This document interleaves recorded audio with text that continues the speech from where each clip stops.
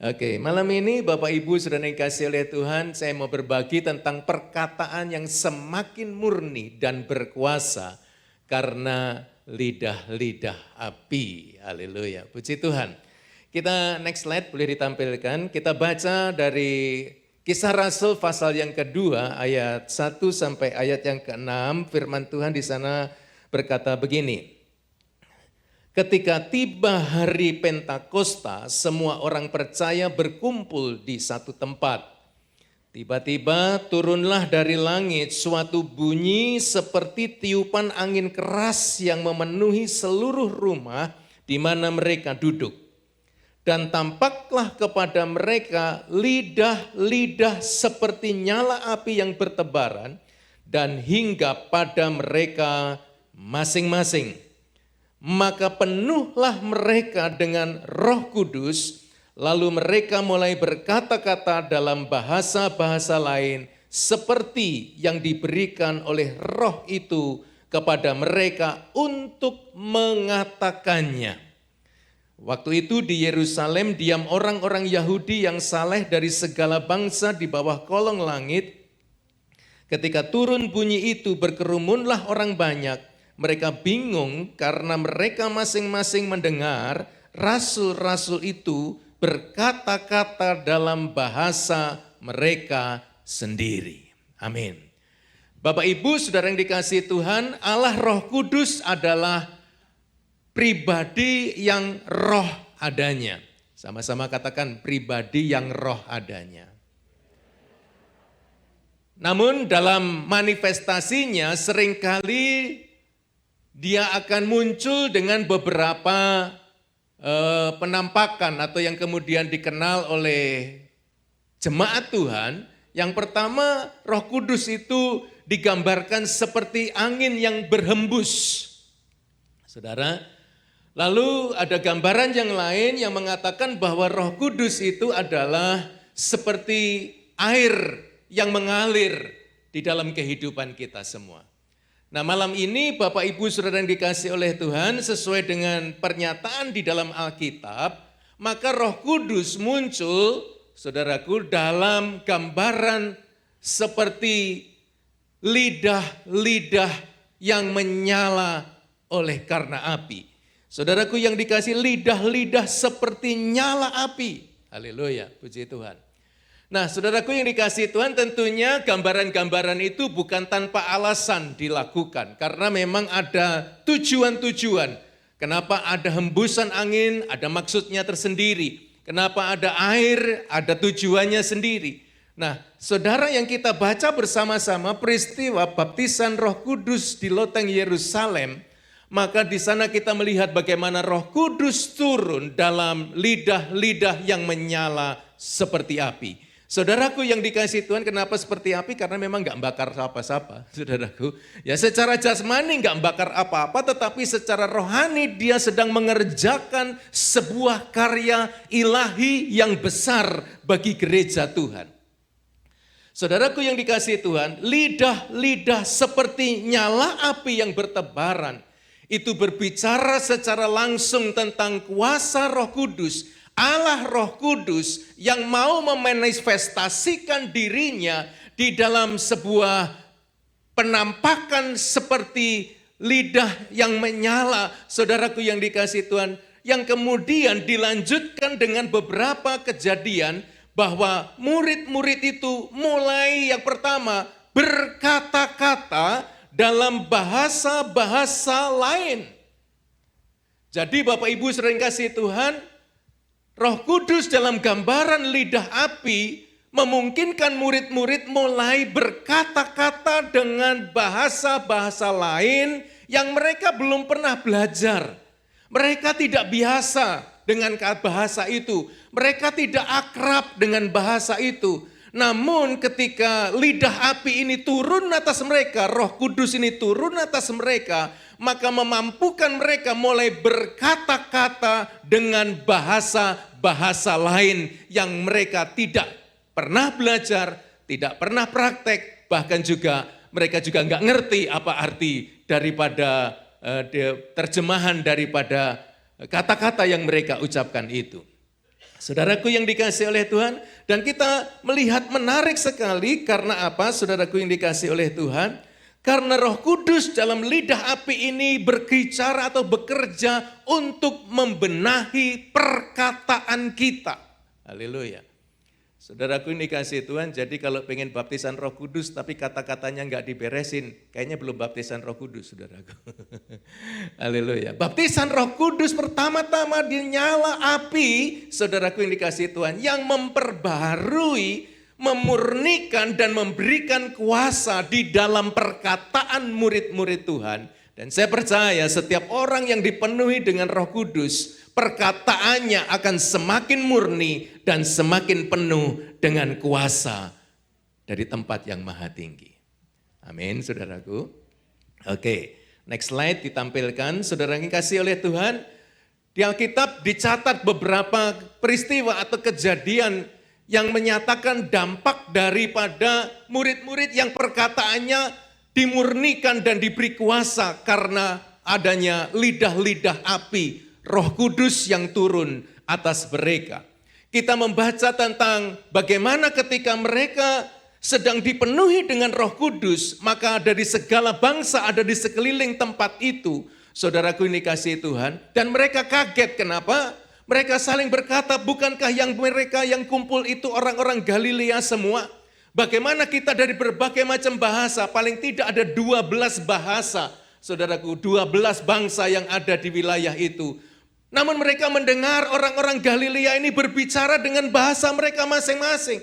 Ada Kapodokia, ada bahasa Arab, ada macam-macam bahasa. Saudaraku, yang tentunya orang Galilea nggak mungkin melakukannya itu. Tetapi ketika Roh Kudus turun ke atas dirinya, saudaraku yang dikasihi Tuhan, maka dia mampu memberikan inspirasi, mampu memberikan hikmat, mampu memberikan pengetahuan, mampu memberikan perkataan-perkataan yang ditaruh di lidah mereka untuk memberitakan tentang Kristus Yesus. Sementara orang lain banyak yang kagum, ada orang yang bertanya, ini benar nggak ini? Jangan-jangan ini orang lagi mabok ini. Orang Manado bilang lagi minum cap tikus nih. Saudaraku yang dikasihi oleh Tuhan, lalu apa yang terjadi? Kita melihat bagaimana Petrus, saudaraku, yang beberapa waktu sebelumnya ada hamba saja yang nanyain dia, bukankah kamu pengikut Yesus? Kamu kan komplotannya Yesus. Petrus menyangkal dan berkata, enggak, aku enggak kenal siapa Yesus. Aku bukan anak buahnya. Kira-kira begitu, saudaraku. Tapi ketika dia dipenuhi dengan Roh Kudus, dalam lidahnya yang menyala seperti api, saudaraku yang dikasihi Tuhan, Petrus mulai bangkit berdiri dan dia mulai berbicara kepada banyak orang. Saudara-saudara, tolong jangan salah ngerti. Mereka ini bukan lagi mabuk anggur, karena sekarang baru jam 9 pagi. Saudaraku yang dikasihi oleh Tuhan, tetapi apa yang terjadi inilah penggenapan firman Tuhan dari Nabi Yoel. Bahwa aku akan mencurahkan rohku kepada bangsa-bangsa, keturunan-keturunan, laki-laki dan perempuan dan lain sebagainya. Ini yang sedang terjadi. Dia berbicara dengan penuh keberanian. Amin, saudaraku. Saudara lihat ketika Roh Kudus membaharui perkataan seseorang, dari seorang yang penakut, pengecut, saudaraku, berubah menjadi seorang yang pemberani untuk memberikan kesaksian, memberikan pengakuan, memberikan pernyataan yang menggetarkan banyak orang. Kita juga membaca tentang Petrus dan Yohanes, saudaraku, dengan peminta-minta di depan bait Allah. Saudaraku yang dikasihi oleh Tuhan. Lalu apa yang dikatakan dilakukan oleh Petrus dan Yohanes? Petrus dan Yohanes berkata, Pak, tolong lihat kami, emas perak enggak ada pada kami. Tapi demi nama Yesus Kristus orang Nazaret itu, aku perintahkan kepadamu, bangkit, berjalan. Wih, saudaraku ini kasih Tuhan, itu orang lumpuh tiba-tiba bangkit berdiri, saudaraku. Dia pikir mau dapat doi, ternyata bukan duit yang dia dapatkan, tapi mujizat. Oleh karena apa? Perkataan Petrus dan Yohanes yang dipenuhi dengan kuasa Allah mendatangkan mujizat kesembuhan atas orang itu. Kita juga membaca tentang Filipus. Saudaraku yang dikasihi Tuhan, ini rasanya Filipus ini tukang peragu ya kalau nggak salah. Ya, itu yang cucukkan tanganmu. Oh itu Thomas ya. Oh itu Thomas, saudaraku. Saudara lebih pintar dari saya ternyata. Filipus yang nggak populer, saudaraku yang dikasihi oleh Tuhan. Tapi apa yang dilakukannya? Karena dia dipenuhi dengan Roh Kudus, saudaraku. Ketika ada sida-sida itu bendaharawan dari negeri Ethiopia, saudaraku dikasihi Tuhan. Dia dibawa Roh Kudus untuk ketemu orang itu, lalu diundang naik ke atas. Lalu waktu sampai di atas apa yang terjadi, saudaraku? Ini si Filipus tiba-tiba lancar bawa renungan, saudaraku. Haleluya. Dia jelasin itu kitab yang di dalam Alkitab, saudaraku dikasihi Tuhan. Sampai sida-sida itu tanya, tentang siapakah ya nabi itu berbicara? Saudaraku dikasihi Tuhan, akhirnya Filipus, saudaraku, yang mungkin gak jago bawa renungan, gak jago khotbah, tiba-tiba jadi jago, saudaraku. Haleluya, single sebelahmu. Ya, jangan minder kau. Haleluya. Saudaraku yang dikasihi Tuhan, dan dia mulai jelaskan, dan saat itu tiba-tiba si sida-sida itu, loh itu ada air, apa salahnya kalau aku dibaptis? Dan dia dibaptis di dalam nama Tuhan Yesus Kristus. Haleluya. Kita membaca lagi tentang Stefanus waktu dirajam dengan batu. Saudaraku dikasihi Tuhan, dia berseru kepada Tuhan, ampunilah mereka karena mereka tidak tahu apa yang mereka lakukan. Murid-murid sempat ditantang untuk supaya mereka tidak memberitakan Injil Yesus Kristus kepada banyak orang. Tetapi saudaraku dikasihi Tuhan, murid-murid yang biasanya penakut, pengecut, saudaraku, tiba-tiba mereka jawab apa? Tolong bapak-bapak pikirkan sendiri. Kira-kira begitu. Saudaraku. Bahasanya halus tapi orang Jawa bilang ini nusuk, saudaraku ya. Tolong bapak-bapak mikir kira-kira. Mana mungkin kami gak akan memberitakan tentang Kristus itu. Pikirkan baik, apakah kami akan berhenti atau enggak? Saudaraku yang dikasihi Tuhan, mereka terus memberitakan Injil Kristus Yesus kepada banyak orang dan banyak orang diselamatkan. Sampai pada hari ini kita pun juga mendapatkan bagian keselamatan karena Injil yang menyelamatkan kita. Saudara, kita juga melihat bagaimana seorang yang bernama Petrus, saudaraku yang dikasihi Tuhan, bikin KKR dahsyat luar biasa, saudaraku. Saya juga nggak ngerti sound systemnya kayak apa, saudaraku. Tapi kalau melihat medianya, mungkin media alam, saudaraku ini kasih Tuhan, ketika dia ngomong banyak orang dengar, saudaraku. Yang pada hari itu, saudaraku, habis dia khotbah, habis dia KKR, 3.000 orang, saudaraku. Ini bukan anggota gereja lain, saudaraku. Ini benar-benar orang-orang yang mau terima Yesus, percaya Yesus, 3.000 yang dibaptis. Jadi yang hadir berapa? Saya nggak tahu, saudaraku. Ya. Namun yang pasti bagaimana Allah Roh Kudus dalam lidah-lidah api ini mampu mentransformasi perkataan seseorang yang tadinya mungkin dia sangat sederhana, sangat penakut, sangat pengecut, gak pinter apa-apa. Tetapi ketika Roh Kudus turun atas dirinya, Allah Roh Kudus memurnikan dan menaruh kuasa Allah dalam mulutnya. Dan perkataannya menjadi kesaksian yang berdampak, yang menyembuhkan, yang mendatangkan mujizat, yang memulihkan, yang memberikan pertobatan. Dan banyak orang menerima pengaruh yang besar karena perkataan mereka telah dimurnikan dan dipenuhi dengan kuasa dari tempat yang maha tinggi. Haleluya.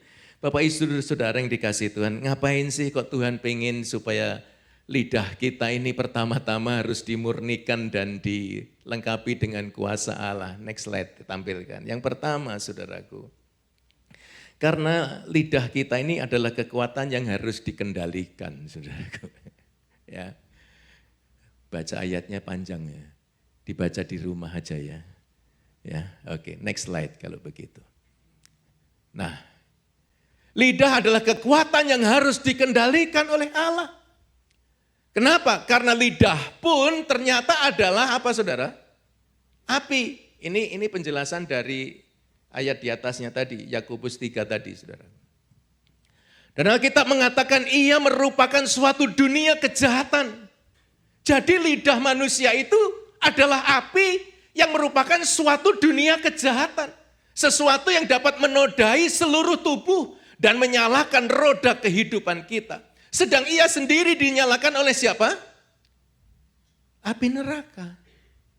Oh, saudaraku, jangan main-main sama lidah manusia ini, saudaraku. Alkitab kasih tahu ini api yang dinyalakan oleh api neraka ini. Kalau nggak dikontrol, nggak dikendalikan, wah, hutan kebakaran juga kalah, saudaraku. Karena dia bisa membunuh karakter seseorang dan bisa membawa seseorang kepada kebinasaan. Tidak seorang pun yang berkuasa menjinakkan lidah.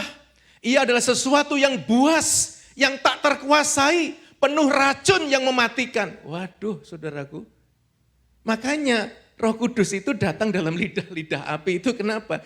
Ini semuanya urusannya sama lidah. Kalau saudara baca 9 karunia manifestasi Roh Kudus, hampir tidak ada satu karunia manifestasi Roh Kudus yang lepas dari perkataan.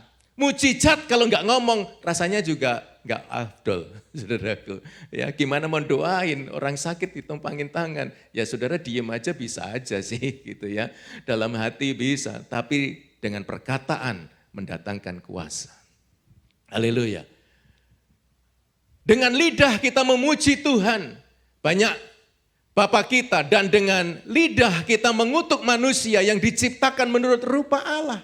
Saudaraku yang dikasihi Tuhan, dari mulut yang satu keluar berkat dan keluar kutuk juga. Saudaraku karena itu dikendalikan, kalau enggak mulut kita itu bakar enggak karu-karuan. Saudara, istri saya pernah ketemu dengan seorang bapak saudaraku, yang ngomong begini, ini anak ini bego katanya begitu, bodoh gak ketulungan katanya begitu. Makanya dari lulus SD dia dikirim ke opaknya saudaraku. Lulus SMP dari opaknya baru dipindah ke kami, dititipin ke kami. Jadi dari masih remaja udah dititip-titipin terus saudara. Dan waktu istri saya sempat ketemu bapak ini ngomong itu. Tapi sudah dikasih Tuhan, istri saya langsung berkata, Bapak salah, ini anak tidak bodoh, ini anak pandai, ini anak baik, ini anak yang luar biasa. Saudaraku yang dikasih oleh Tuhan, dan lulus dari Yadika, ya kita cuma bisa sekolahkan di Yadika waktu itu. Saudaraku dikasih Tuhan, dia daftar di IPDN di Bandung. Saudaraku dikasih Tuhan dan dia lulus S1, dia sambung S2 dan dia aktif di IPDN di Bandung. Saudaraku yang dikasih Tuhan, waktu wisuda S1-nya, dia datang dari kampung, kami juga datang. Saudaraku dikasih Tuhan, senang bangganya minta ampun. Kenapa? Ada orang tua dari kampung, anaknya lulusan IPDN. Saudaraku yang dikasih oleh Tuhan, lu sekarang bangga minta ampun. Dulu kamu kata-katain anakmu bodoh lah, apalah segala macam. Saudaraku, dari lidah yang sama dipakai memuliakan Tuhan, ini berbicara bukan orang non-Kristen, ini pasti non-Kristen, ini pasti orang Kristen. Tapi lidah yang sama juga dipakai untuk apa? Ngutukin orang. Dan jujur, ada orang-orang Kristen, saudaraku ini kasih Tuhan. Kalau lagi nggak ada apa-apa sih lidahnya baik. Saudara.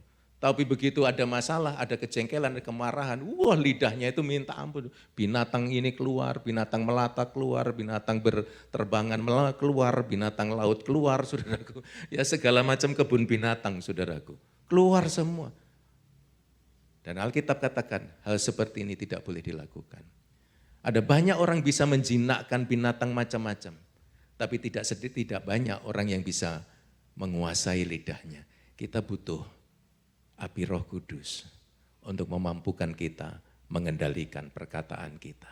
Supaya perkataan kita untuk memuliakan Tuhan dan bukan untuk mengutuki manusia. Kalau saya mau cerita banyak sekali. Ada orang tua yang ngomongnya minta ampun. Ngatain anaknya anak setan segala macam. Saudaraku ini kasih Tuhan. Ya, ngatain anaknya ini tukang bikin masalah katanya begitu. Saudaraku ini kasih Tuhan, ya jangan saudara pikir orang Kristen itu semuanya manis-manis itu. Ya, jangan-jangan ada istri, ada suami-suami juga yang ngomong, wah ini istri ini pembawa sial ini katanya begitu saudaraku. Iya, ada istri yang bilang, aku salah menikah sama laki-laki ini, makanya aku miskin melulu katanya gitu saudara. Hati-hati saudara. Engkau sedang membiarkan lidah yang dijalakan oleh api neraka itu membakar banyak kehidupan dan merusak kehidupan banyak kita. Next, berikutnya. Yang kedua, kenapa Allah mau supaya lidah kita dimurnikan? Saudaraku dikasihi Tuhan. Yang kedua, karena lidah adalah alat untuk kemuliaan Tuhan. Next slide, buka lagi. Ya, lidah adalah kekuatan yang harusnya dipakai untuk memuliakan Tuhan. Allah adalah kudus, maka kita adalah kudus. Ini panggilan kepada Yesaya. Bumi penuh kemuliaannya, kesalahan atau dosa karena lidah membawa kecelakaan. Bukan saja seseorang, bisa sekelompok orang.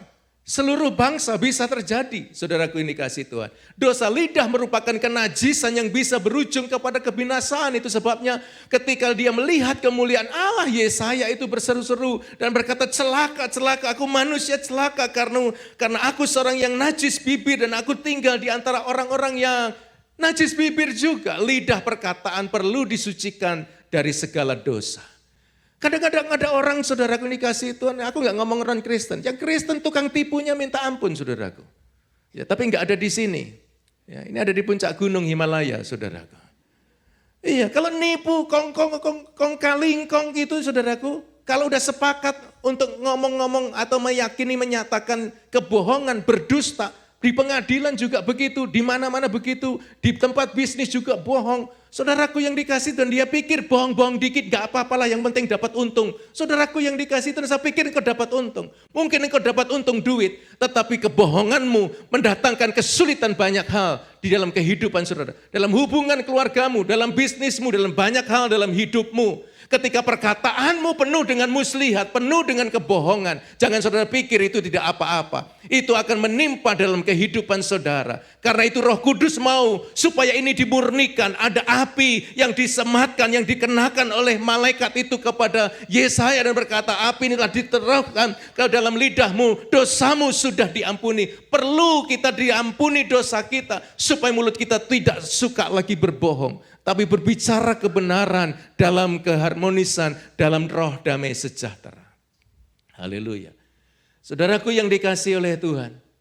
Sebab kalau tidak saudaraku yang dikasihi Tuhan, ini lidah ini bikin dosa mulu saudaraku. Dan ini enggak boleh lagi terjadi. Saudara ingin ngalami Roh Kudus? Saudara harus mikir bagian ini. Roh Kudus akan murnikan perkataan saudara. Supaya perkataan saudara menjadi murni, menjadi lebih kudus, dan Tuhan terus dipermuliakan. Yang keluar dari mulutmu adalah kebenaran yang sejati, bukan mengada-ada, bukan sepakat untuk menipu orang, membodohi orang, dan lain sebagainya. Next slide, yang ketiga, yang terakhir. Haleluya. Saudara yang dikasihi oleh Tuhan, lidah adalah kekuatan pengendali kehidupan. Saudara tahu dong wajahnya siapa ini? Siapa? Ya enggak kenal ya, ada yang kenal dari suara teriak, Jack Ma. Dia pernah ngomong apa saudara? Bisa baca enggak itu? Jadi rada enggak enak saya ngebacanya saudaraku, tapi tak baca ada ya. Ketika kamu miskin belum sukses, semua kata-kata bijakmu terdengar seperti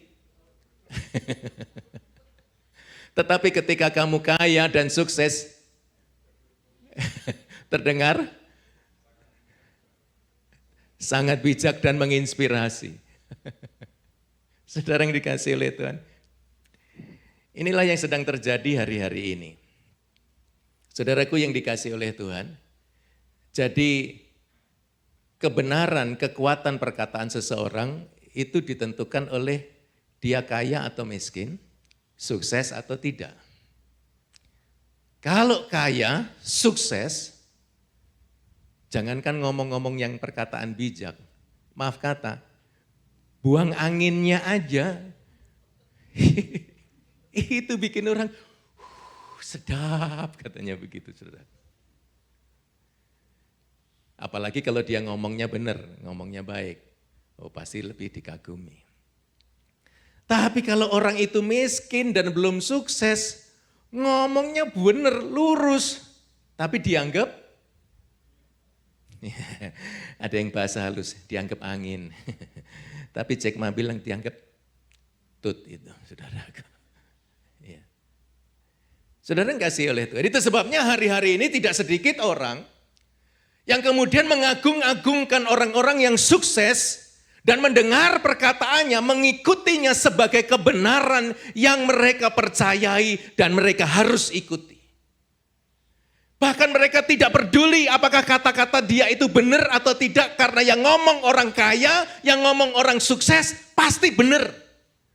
Waduh, saudaraku ini kasih Tuhan. Itu sebabnya jangan kaget kalau orang kemudian didorong, dimotivasi supaya semuanya jadi sukses, semuanya jadi kaya raya. Kalau enggak kaya berarti kamu enggak diberkati. Kalau enggak sukses berarti kamu orang yang tidak diberkati oleh Tuhan, tidak disertai oleh Tuhan. Jadi jangan pernah ngomong. Kira-kira begitu. Tapi kalau kamu kaya dan sukses, ya, geser kursi, sedikit aja. Wih, ngomong apa itu Bapak? Hati-hati saudaraku. Ini standar ini telah mulai membentuk kehidupan banyak orang. Hampir di semua tempat orang mikir, dia orang kaya bukan? Kalau orang kaya harus didengar. Kalau miskin, udahlah ngapain didengar, percuma. Ya. Sebenarnya ada satu slide, tapi tak hapus sama saya saudara. Ya, slide itu slide tentang lagu Bapa Surgawi itu loh, pernah dengar nggak? Bapa Surgawi ajarku. Nah itu saudaraku dikasih oleh Tuhan. Itu ternyata saudaraku, pernah diceritakan terjadi ada orang yang cukup diberkati Tuhan, dan dia suka berkorban, dia banyak memberkati orang-orang gereja-gereja di desa. Saudaraku yang dikasih oleh Tuhan, dan salah satunya itu adalah oma-oma yang terima berkat kebaikan dari Bapak ini, saudaraku. Nah satu kali lagi pas ibadah, saudaraku dikasih Tuhan, WL-nya ngajak nyanyi sama-sama. Mari saudara kita naikkan pujian. Bapa Surgawi, Bapa Surgawi, ajarku mengenal betapa dalam, ya terserahlah. Kasihmu padaku atau dalamnya kasihmu, ya enggak usah berantem kita. Saudaraku, Bapa Surgawi, begitu saudaraku. Tapi sini si oma-oma ini bingung saudaraku. Karena di desa enggak ada slide, jadi dia juga enggak bisa baca, pendengarannya juga kurang bagus. Lalu waktu WL itu nyanyi Bapa Surgawi itu dia bingung, Bapak siapa itu ya? Lalu dia ingat saudaraku, ada pengusaha yang cukup kaya yang seringkali membantu dia, namanya Pak Suradi. Jadi dia nyanyi, Bapak Suradi ajarku mengenal. Hati-hati saudaraku, bisa-bisa hidup kita nilainya bergeser. Dan ini enggak boleh terjadi. Kita butuh orang-orang yang diberkati, amin. Tapi kita butuh orang-orang kaya, yang ketika dia membawa korban, dia seperti orang-orang kaya di kitab Kisah Para Rasul gereja mula-mula. Mereka menaruh harta mereka di kaki para rasul-rasul. Dan rasul-rasul yang berdoa untuk apa persembahan-persembahan itu dilakukan. Saya percaya Tuhan membutuhkan orang-orang sukses di gereja ini untuk mengembangkan pekerjaan Tuhan. Tapi bukan orang-orang sukses yang maunya didengerin, diturutin apa maunya. Tapi orang-orang sukses yang menyerahkan hidupnya dan persembahannya kepada Tuhan. Biar nurutnya sama Tuhan dan bukan nurutnya sama maunya dia. Saudaraku yang dikasihi oleh Tuhan, ini waktunya buat kita saudara, kita butuh para politisi. Tapi bukan politisi yang jago ngoceh saudaraku. Tapi politisi yang benar-benar memberitakan kabar baik di dalam kehidupannya. Dan memperjuangkan gereja dengan roh yang penuh kasih. Kita butuh orang-orang yang lidahnya sudah dimurnikan dan diberi kuasa oleh Tuhan. Kita butuh ibu-ibu yang kerja di pasar. Kita butuh karyawan-karyawan yang kerja di kantor. Yang perkataannya sudah dimurnikan dan dilengkapi dengan kuasa dari tempat yang maha tinggi. Bukan masalah engkau kaya atau tidak, bukan masalah engkau sukses atau belum. Saudaraku dikasihi Tuhan, mari kita terus bertekun, mari kita terus berkomitmen. Murid-murid itu waktu dibaptis dengan Roh Kudus, mereka enggak ada yang berubah tiba-tiba jadi pedagang kaliber dunia, enggak ada saudaraku. Lalu mereka kemudian tiba-tiba ada kapal penangkap ikan sejagat raya. Enggak ada ceritanya begitu. Mereka orang-orang sama, orang-orang biasa. Tetapi perkataan mereka penuh dengan kuasa. Karena Allah telah meletakkan kuasanya ke dalam bibir mereka. Perkataan mereka sudah dimurnikan dari api neraka. Sudah dimurnikan dari dosa. Dan dimurnikan dari keangkuhan pribadinya. Dan perkataan mereka penuh dengan otoritas dari tempat yang maha tinggi. Itu sebabnya perkataan mereka membawa pengaruh yang besar kepada banyak orang. Dan banyak orang percaya kepada Yesus Kristus. Next slide. Yang terakhir, saudaraku. Amsal 18:21 berkata, hidup dan mati dikuasai lidah, siapa suka menggemakannya akan memakan buahnya. Saudaraku, mulutmu harimaumu, siapa tidak bersalah dalam perkataannya, ia orang yang sempurna yang dapat juga mengendalikan seluruh tubuhnya. Bapak Ibu, saudaraku yang dikasihi oleh Tuhan, saya berdoa, supaya lewat masa-masa pencurahan Roh Kudus di mana kita memperingatinya selama 10 hari ini. Bapak Ibu saudara yang kasih Tuhan, Allah mulai memurnikan perkataan saudara. Allah mulai menaruh kuasanya di dalam lidah bibir saudara. Walaupun saudara orang sederhana, hanya ibu-ibu, mungkin ibu-ibu rumah tangga biasa. Tetapi ketika engkau melihat ada orang yang membutuhkan jamahan Tuhan, Roh Kudus menaungi engkau dan meletakkan kuasanya di dalam lidah bibirmu. Engkau bisa meletakkan tangan atas orang yang sakit itu. Dan orang sakit itu disembuhkan dari segala sakit penyakitnya. Mungkin engkau hanya orang yang biasanya dikesampingkan, gak pernah didengerin. Tetapi ketika engkau dipenuhi dengan kuasa Roh Kudus, maka perkataanmu mengandung kuasa dari tempat yang maha tinggi. Walaupun kata-katamu sederhana, tetapi menggetarkan hati dan jiwa banyak orang. Sehingga orang yang tadinya mengabaikan engkau, tidak peduli dengan engkau, mereka menaruh perhatian, menaruh respek, dan mereka dengar-dengaran apa yang saudara katakan.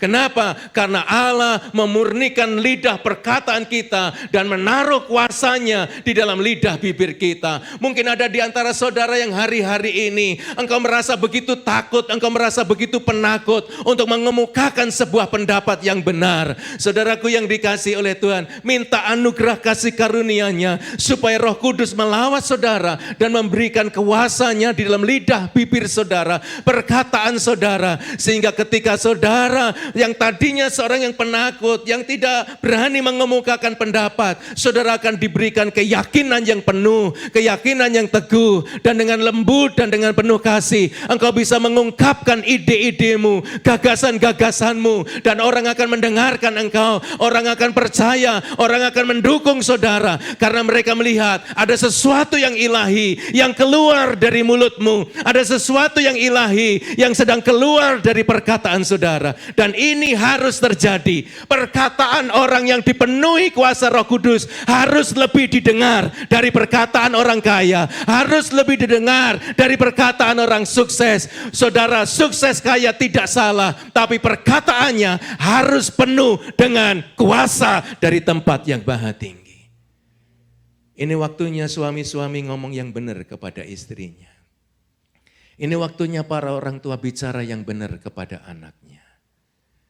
Berikan rasa bangga, berikan rasa berharga kepada mereka. Ini waktunya bagi kita juga untuk melepaskan kuasa ilahi lewat perkataan kita. Anak saya yang paling kecil, saudaraku ini kasih Tuhan, tapi sekarang sudah gede. Udah 20 berapa ya? 26 kalau nggak salah, saudaraku ini kasih Tuhan. Dia lahir dan istri saya kelahiran ketiga tapi harus disesar karena tensinya 250/220. Dokter sampai kaget, udah dikasih obat untuk diturunkan supaya bisa bersalin secara normal, tapi enggak turun-turun. Bahkan setelah ditunggu 2 jam juga enggak turun, mau tidak mau harus disesar. Saudaraku yang dikasihi Tuhan, dan akhirnya berhasil disesar. Istri saya sempat dalam kondisi yang sangat kesakitan luar biasa malam itu. Saudaraku, saya enggak ngerti mesti apa lagi, dia mengeluh kesakitan yang sangat hebat, saya enggak tahu harus bagaimana lagi, segala macam jurus doa sudah saya keluarkan. Saudaraku yang dikasihi Tuhan, sampai akhirnya saya kecapean tertidur dan besok pagi bangun, saudaraku saya lihat istri saya sudah tenang. Tapi saya enggak ngomong tentang istri saya, tapi saya ngomong tentang anak saya. Saudaraku ini kasih Tuhan, setelah dia mulai bertumbuh, saudaraku ini kasih ada masalah, dia seringkali kejang tetapi diem, terkancing begitu, diem aja begitu. Saudaraku ini kasih Tuhan, dia sempat kambuh beberapa kali. Saudaraku ini kasih Tuhan, kami bawa ke dokter, di MRI, kemudian di EKG dan lain sebagainya. Dan dikasih tahu, ini anak harus konsumsi obat, katanya begitu. Jadi waktu itu diresepin, saya nggak tahu tahun berapa itu ya. 98-an begitu, saudaraku. Itu sekali nebus resep 100.000, ya nggak cocok buat saya, saudaraku. Dan harus dikonsumsi berapa lama? Seumur hidup katanya. Dan dia ngomong, dokternya ngomong, salah satu pasien dia sudah S2 dan masih terus konsumsi katanya. Ya dokter analisa dia punya gejala epileptik kira-kira begitu. Jadi harus konsumsi obat terus-menerus. Sampai kira-kira kalau dia umur 5 tahun atau 6 tahun, saudaraku, itu tiba-tiba dini hari dia anfal lagi, dia terdiam, terkancing begitu, saudaraku, diam begitu. Saya kebingungan, saya cari kendaraan, saya bawa lari ke rumah sakit, saudaraku. Begitu mobil dibuka, saya gendong dia, saya bopong masuk ke ICU, saudaraku ini kasih Tuhan, supaya segera dapat pertolongan. Dan setelah dapat pertolongan, saudaraku ini kasih Tuhan, ya puji Tuhan, ya beberapa hari kemudian kami dia bawa pulang lagi ke rumah, saudaraku. Gak sampai beberapa hari, besoknya lah, gak sampai 2 hari lah kira-kira begitu, karena dia udah pulih lagi, seger lagi. Saudaraku ini kasih Tuhan, tapi dokter anjurkan harus konsumsi obat seumur hidup. Saya dalam hati saya ini juga obat, nebus 1 aja udah susah, apalagi seumur hidup. Sebulan segitu. Saudaraku ini kasih Tuhan, tahu tiba-tiba saudara, Tuhan taruh di dalam hati saya, sekarang kamu mulai berdoa buat anakmu. Dan saudaraku, hampir beberapa malam saya terus berdoa, saya tumpang tangan untuk anakku. Dan aku katakan dalam nama Yesus tidak ada gejala epileptik. Dalam nama Yesus tidak lagi konsumsi obat. Dalam nama Yesus Tuhan sembuhkan. Dalam nama Yesus mujizat terjadi. Saya nggak ingat, nggak terlalu lama saudaraku ini kasih Tuhan. Dan Roh Kudus kasih udah cukup kira-kira begitu. Dan saudaraku ini kasih Tuhan. Dan kami berhenti konsumsi obat, tebus obat lagi. Kami nggak kasih obat sama dia. Dan saudara yang kasih Tuhan, puji Tuhan dalam nama Yesus untuk selamanya, sampai hari ini, 20 tahun lebih, tidak pernah kambuh.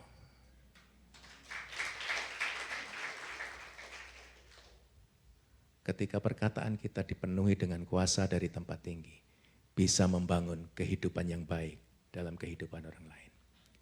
Itu sebabnya, biar Roh Kudus menaungi kita, memurnikan dan memberikan kuasanya kepada perkataan kita. Tuhan Yesus memberkati kita.